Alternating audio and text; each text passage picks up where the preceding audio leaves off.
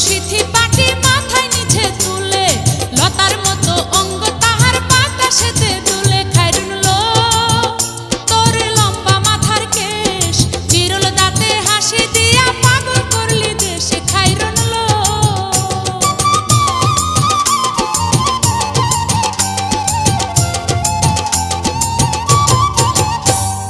হার মানে চাঁদের আলো রূপ দেখিয়া তার,